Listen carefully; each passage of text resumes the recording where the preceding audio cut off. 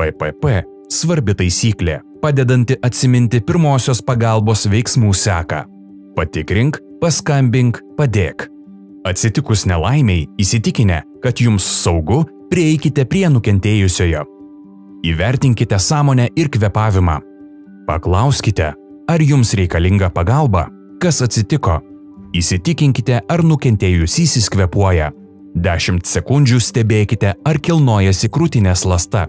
Ar girdite ir ar jaučiate kvėpavimą. Jei nukentėjusysis nekvėpuoja, kvieskite pagalbą 112. Įjunkite garsiakalbio režimą ir padėkite telefoną šalia savęs. Paguldykite žmogų ant kieto pagrindo ir apnuoginkite krūtinę. Paspaudimus atlikite ištiestomis per alkūnę rankomis.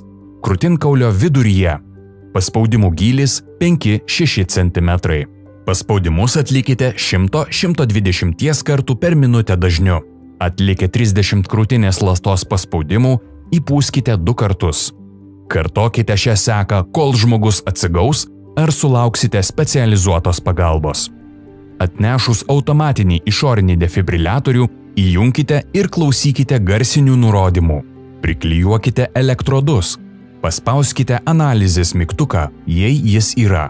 Defibriliatorius praneš, ar bus reikalingas elektros šokas.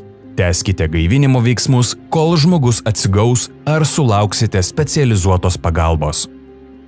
Mokomąjį turinį parengė Vilniaus miesto visuomenės sveikatos biuras Vilnius sveikiau.